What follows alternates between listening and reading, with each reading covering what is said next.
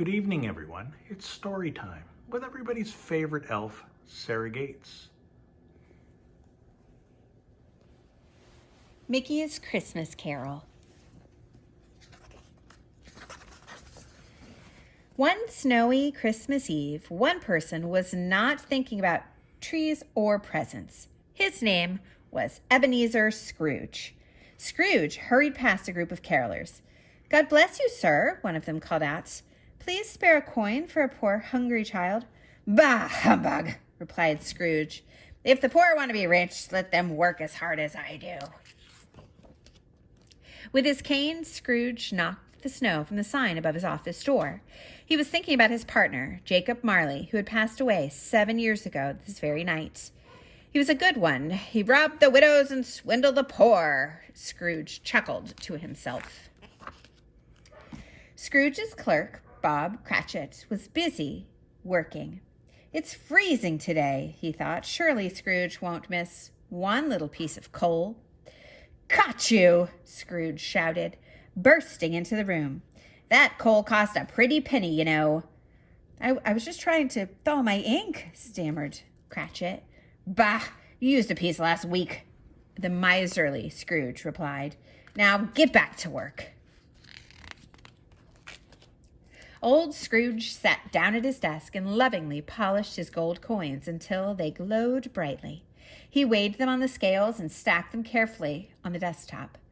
With a quill pen, he scratched figures in an enormous book. Suddenly, the door flew open with a bang. "Merry Christmas!" cried Scrooge's nephew Fred, offering his uncle a wreath and an invitation to Christmas dinner. "What's this? Poor Cratchit still working on Christmas Eve?"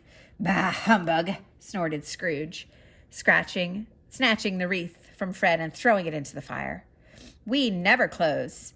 Now, good day to you, sir. There is work to be done." Fred tipped his hat and left, giving Cratchit a look of pity. "Oh, to spend Christmas Day at home," thought Cratchit as he jumped down from his stool.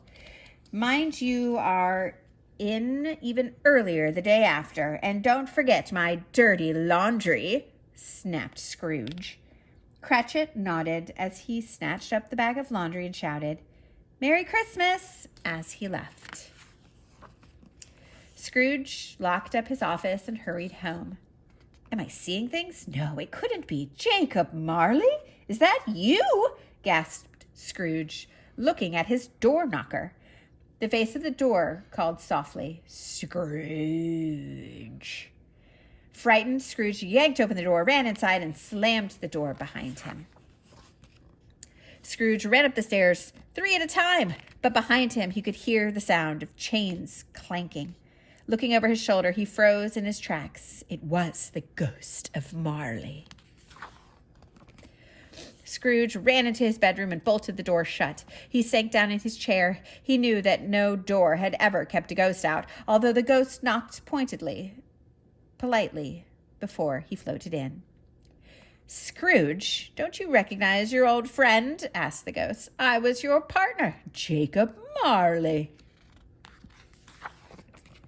Suddenly, the ghost tripped over Scrooge's cane, knocked over the chair, and landed in a heap on top of it. A deafening thud shook the room as a heavy chest fell beside them. "The real Jacob Marley was never so clumsy," said Scrooge. "Do not mock me," boomed the ghost. "If I am clumsy, 'tis because of these chains I must always carry with me." "What about that chest?" exclaimed Scrooge. "Let me take a look." "Stop!" thundered the ghost. "The chest is heavier than all the treasure in the world. All my miserable deeds are locked in here and chained to me forever. I can never be free. I come to warn you, Scrooge. Change your ways or you are doomed. You will be visited this night by 3 spirits. Listen to them well, for only they can save you now." In an instant, Marley was gone. Scrooge quickly put on his nightshirt and cap and hopped into bed. A little figure appeared, wearing a top hat and holding an umbrella. "The hour has come, Mr. Scrooge," he called. "There is not a moment to lose. But who are you?" croaked Scrooge. "I am the ghost of Christmas past," the figure replied. "Do as I say." "Cricket!" snickered Scrooge. "You do not frighten me." "Silence!" ordered the spirit. "If men were measured by their kindness, you would be smaller than a grain of sand. Catch hold of me, for we are going back to a time when Christmas was not humbug."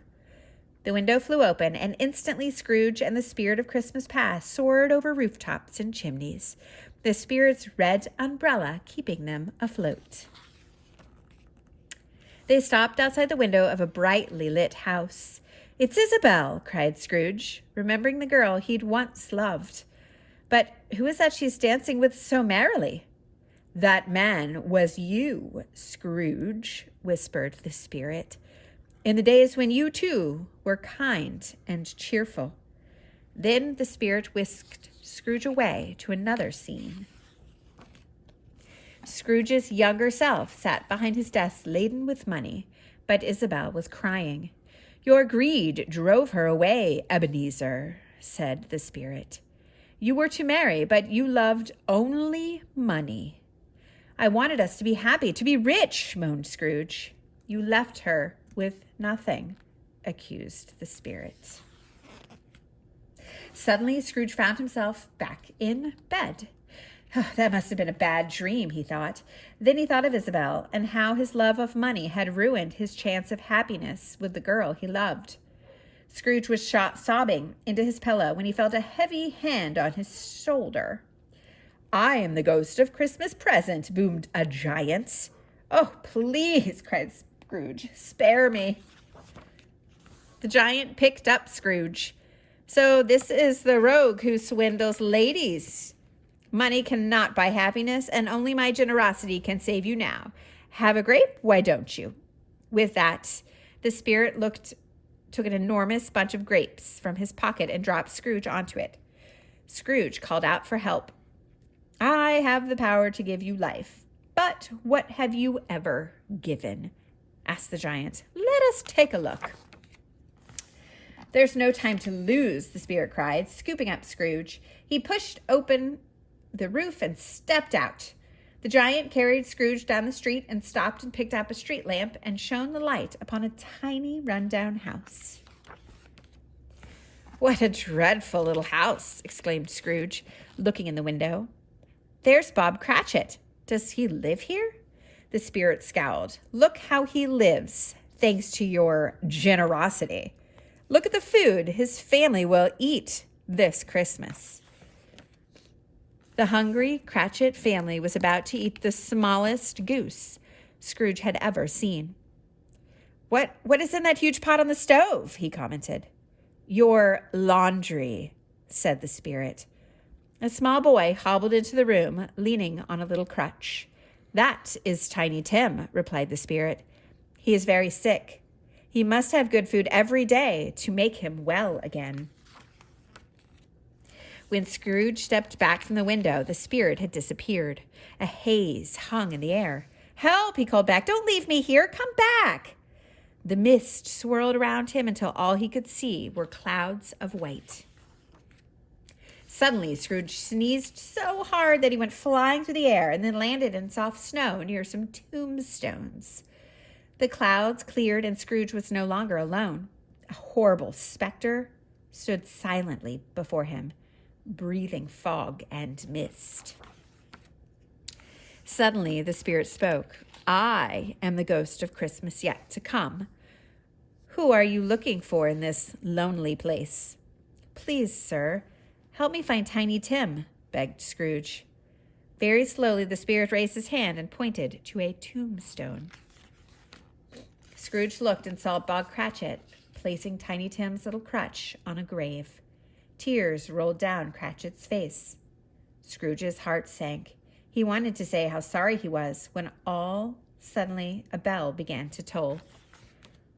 Scrooge turned away, tears in his eyes. Then he saw another grave gaping in front of him. Whose lonely grave is this?" he asked the ghost of Christmas yet to come. "Why, yours, Ebenezer," laughed the spirit, who removed the hood of his cloak. He lit a match and threw it into the grave. "Oh, please," cried Scrooge, "I'm so sorry. Tell me these events can yet be changed." But the spirit just laughed and slapped Scrooge on the back. "Help!" Scrooge screamed as he went flying into the pit. As he fell, he remembered all the people he had robbed and swindled in the past. I'll change. Let me out. Let me." Suddenly, another bell rang.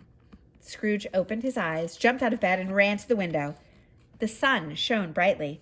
It was Christmas morning. But if it's still Christmas morning," stammered Scrooge, "what the spirit showed me last night has not yet happened. Tiny Tim still lives." Scrooge threw on his hat and coat and ran outside. "Merry Christmas," the carolers called to Scrooge. "And a Merry Christmas to you," replied Scrooge, as he pushed gold coins into their hands. "Merry Christmas, Fred," Scrooge cried to his nephew. "I've no time to stop, but don't start dinner without me. There's just one thing I must do." Fred was so surprised at his uncle's cheerfulness, he almost fell off his carriage. Scrooge knocked on Bob Cratchit's door with a big brown sack on his back. "As you're not working today, I've brought a sack of dirty laundry," said Scrooge. "See that it's done today." "Oh, look!" cried Tiny Tim's sister as Scrooge walked past. "Isn't that a teddy bear in Mr. Scrooge's sack?" Scrooge threw open the sack on the floor. "Open it," he cried. Parcels tied with bright ribbons and bows stumbled from the sack. "There are more surprises, children," chuckled Scrooge. "Look at the marvelous goose, and there are chestnuts and even Christmas pudding. What a Christmas you shall have. A very Merry Christmas to you all, and especially to you, Tiny Tim." The whole family danced with joy. This was to be the first of many bountiful holidays, for they would never be poor again. Cratchit was to become Scrooge's new partner, and Tiny Tim wouldn't go hungry and would grow strong each day. How good it is to be generous and kind, thought Ebenezer Scrooge. "God bless us, every one," said Tiny Tim.